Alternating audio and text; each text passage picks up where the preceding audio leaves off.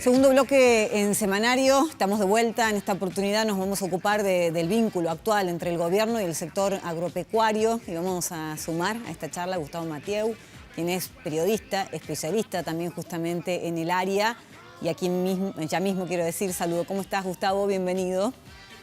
Hola Cruz, bienvenido, gracias por la invitación. Bueno, un gustazo, de verdad. Te pregunto sobre este nuevo enfrentamiento entre el gobierno y el sector agropecuario y la pregunta es la siguiente, de incrementarse, ¿se podría vincular a lo sucedido ya en el 2008? Son dos escenarios completamente distintos. Por un lado, el 2008, puntualmente lo que existió en aquel momento era un enfrentamiento impensado, con un avance del gobierno de una manera increíble, un posicionamiento de la presión tributaria muy fuerte y dos realidades, muy buen nivel de precio a nivel internacional, un sistema productivo fortalecido, porque había evolucionado en términos de producción, tecnología, estaba fuerte, estaban unidas las entidades gremiales del campo, estaban financiadas incluso, y lo que ha hecho el gobierno de ahí en adelante fue de financiarlo. La forma de financiamiento era muchos formularios de movimiento de grano, de movimiento de hacienda, de movimiento de producción, pasaban por la mano de las propias entidades. Entonces se fondeaban. Hoy las entidades gremiales, por decirte, Federación Agraria, Sociedad Rural, Coninagro y el resto de las entidades, salvo alguna voluntad, alguna acción puntual, no tienen forma de conseguir recursos. Entonces lo que de manera artera hizo el gobierno, un poco lo que plantea también como estrategia en el resto de los escenarios políticos donde le toca confrontar, ¿no?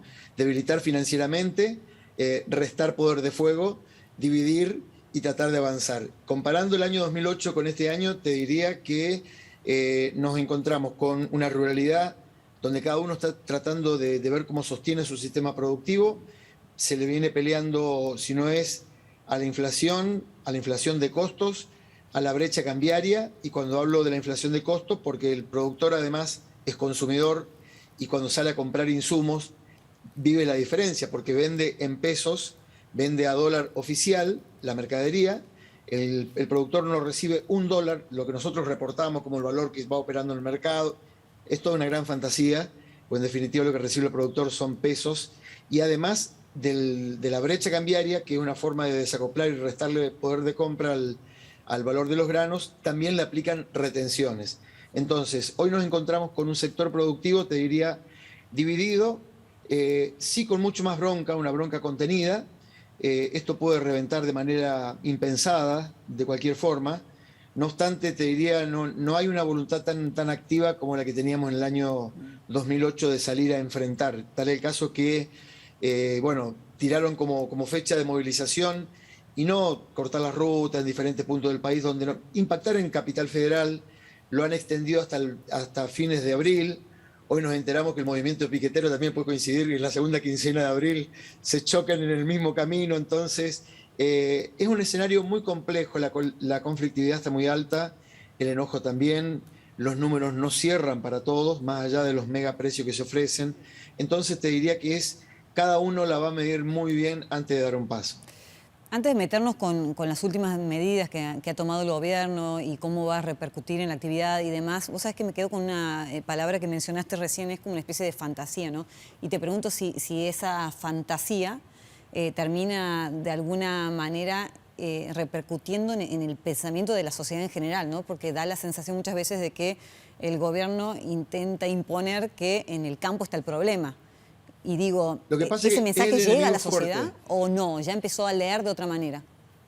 Mira, yo creo que la forma de articular el posicionamiento ideológico, esta arquitectura de pensamiento que de alguna manera traza la división de un bando y otro, son los oligarcas, los terratenientes, de alguna manera, los superrentistas, los piqueteros de la abundancia, toda esa terminología, toda esa construcción que fue de alguna manera trabajada de manera muy certera, muy precisa en términos de comunicación, porque en eso hay que reconocer que son grandes estrategas. Te diría que hoy la posición que tiene la gente en la cabeza ha cambiado muchísimo, porque se da cuenta verdaderamente que el discurso se va cayendo, se va desmoronando.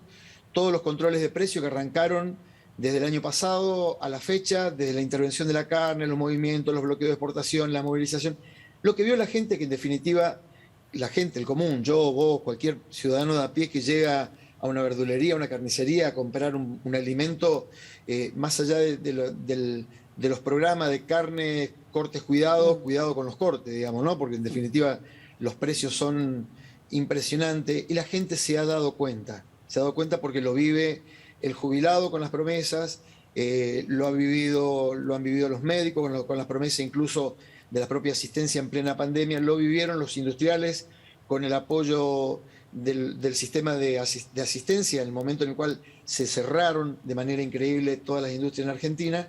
Así que te diría que hoy estamos casi amesetados con el mismo problema, ¿no? Porque lo vive el laburante, lo vive el profesional, lo vive el docente, lo vive el productor, que es un habitante más de la ciudad. ¿Cómo va a repercutir ahora sí estas últimas decisiones del gobierno? Ejemplo, el aumento en las retenciones en soja y en aceite, harina de soja, ahí está, y algunas otras colaterales también, como por ejemplo la falta de gasoil, que evidentemente ya existe y que se puede agravar en la actividad, ¿no?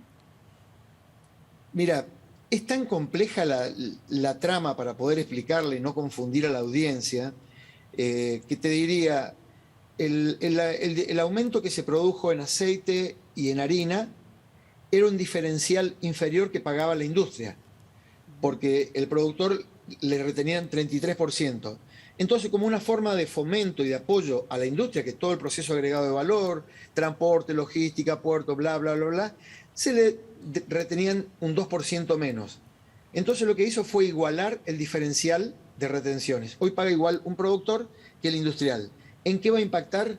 Va a impactar directamente en el agregado de valor, en el sector, en el complejo agroindustrial, que hoy se complica un poquito más con la otra gran medida que tiene que ver con la hidrovía Paraná-Paraguay, la intervención del gobierno, el no dragado del canal principal de movimiento de grano y de producción, porque es la conexión directa. Si uno recorre desde el puerto de Rosario hacia todo lo que es la zona de Paraná y Paraguay, vemos a la ruta. Los ferrocarriles fueron desactivados y han quedado las rutas internacionales del interior, Ruta 11, Ruta 12, la que va para Misiones, la que empalma después con Paraguay y con Brasil.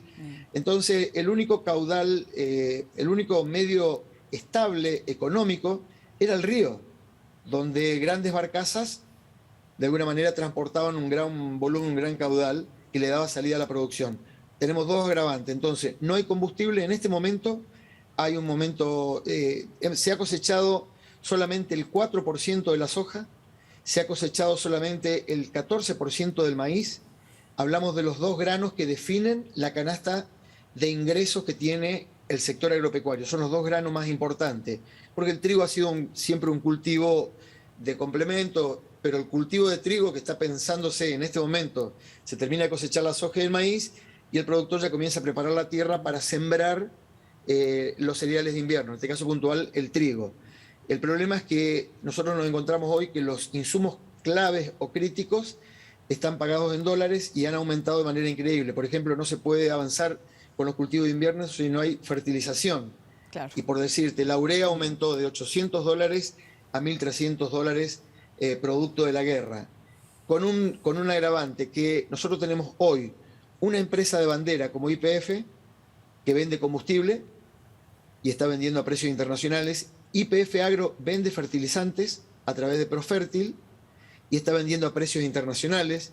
Y el desacople del que habla Guillermo Feletti, Roberto Feletti quiero decir, lo tiene en este momento solamente el productor con el precio del producto que vende, porque cuando compra insumo lo paga a precios internacionales. Entonces la complicación es mayor y lo increíble es que Argentina se está pegando un tiro en los pies, porque podríamos estar produciendo etanol, evitando importar nafta, produciendo mayor cantidad de biodiesel, con una ampliación de uso y de corte de producción, evitando importar gasoil, donde estoy hablando de otra matriz también vinculado con lo que son las energías verdes. Digamos, hoy el campo no solamente es un generador de divisas, es un punto de agregación de valor, es la vida del interior profundo de la República Argentina, sino es quien le aporta el 70% de la renta que le queda por mes, o mejor dicho, por hectárea agrícola. El Estado se lleva 70%. Bueno, Una verdadera locura. Explícame en 2 palabras nomás, porque ya nos estamos yendo, ¿por qué entonces no se invierte ahí? Según los números que me estás dando a conocer. ¿Por qué no se invierte qué? ¿Por qué el gobierno no apoya, no invierte en el mismo campo? Yo creo que al gobierno hay 2 cosas que no le interesan: resolver la inflación, resolver la pobreza. Una forma de domesticar en la República Argentina el voto pasa por sostener la pobreza, se ha amplificado, aman tanto a los pobres que lo fabrican.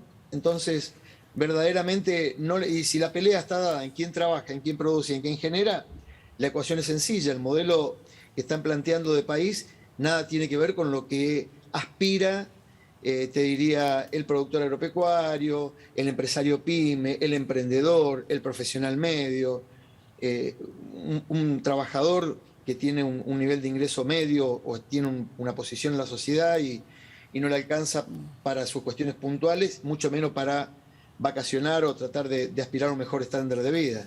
Gustavo, gracias, muy amable, linda charla. Un gusto. Un abrazo. Chao, chao. Nos estamos yendo, se quedan con un especial de noticias llamado Nuestros Héroes, un homenaje, por supuesto, a los combatientes en Malvinas. Chau, hasta el próximo sábado. Adiós.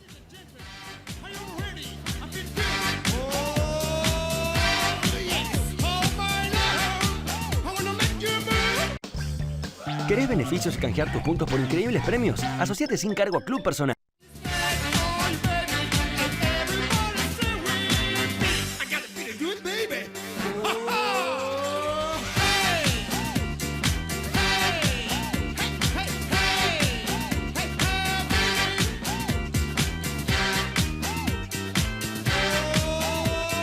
Fue una producción de Televisión Mediterránea, SRL, Córdoba, Argentina.